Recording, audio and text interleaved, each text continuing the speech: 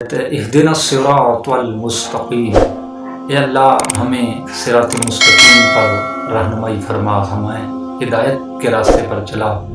دعا ہے ایک قسم کی جو ہم نماز میں کھڑے ہو کر اللہ رب العزت سے کر رہے ہوتے ہیں کہ یا اللہ ہمیں مستقیم راستے پہ چلا، جو سیدھا ہو، جو گمراہی کی طرف نہ جاتا ہو، جو لغویات کے اوپر مبنی نہ ہو، تو اس راستے کے اوپر ہمیں چلا۔ کون سا وہ راستہ ہے سیدھا؟ صراط الذین انعمت علیہم، اے اللہ ان لوگوں کے راستے پر چلانا جن پر تو نے اپنا انعام کیا ہے۔ کن پر انعام کیا ہے وہ قرآن ہی اس کی تشریح کرتا ہے۔ الذین انعم اللہ من النبیین والصدیقین والشہداء والصالحین، کہ جن پر اللہ نے انعام کیا، پہلا درجہ انبیاء کا، پھر شہداء کا، پھر صالحین کا۔ تو یہ اللہ کے انعام یافتہ لوگ ہیں۔ تو گویا ہم نماز میں یہ دعا کر رہے ہوتے ہیں یا اللہ ہمیں نبیوں کے راستے پہ چلا، یا اللہ ہمیں شہداء صدیقین کے راستے پہ چلا جو سچے ہیں، اور یا اللہ ہمیں شہداء کے راستے پر چلا۔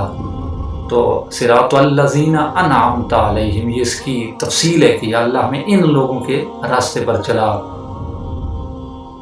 صراط الذین انعمت علیہم غیر المغضوب علیہم، نہ کہ ان لوگوں کے راستے پر جن پر تو نے اپنا غضب کیا ہے، جن پر تو غصہ ہوا ہے۔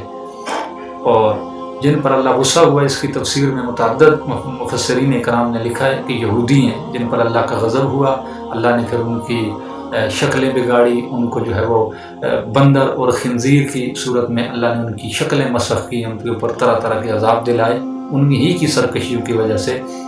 تو فرمایا کہ غیر المغضوب علیہم، ہم نماز میں دعا کر رہے ہوتے ہیں یا اللہ ہمیں ان لوگوں کے راستے پہ نہ چلانا، ان یہودیوں کے جنہوں نے اللہ کی نافرمانی کی، ہفتے کے دن میں وہ حد سے بڑے اور کئی جو ہے وہ نافرمانیاں کرتے رہے۔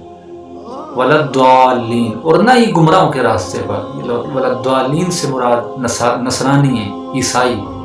تو یا اللہ ہمیں نہ یہودیوں کے راستے پہ چلا، نہ عیسائیوں کے راستے پہ، بلکہ ہمیں انبیاء و مرسلین کے راستے پہ چلا، اور ہمیں شہداء کے راستے پہ چلا، اور ہمیں صدیقین کے راستے پر چلا، اور نیک لوگوں کے راستے پر ہمیں چلا۔ تو اللہ رب العزت سے دعا ہے اللہ ہم سب کو صراط مستقیم پر چلائے۔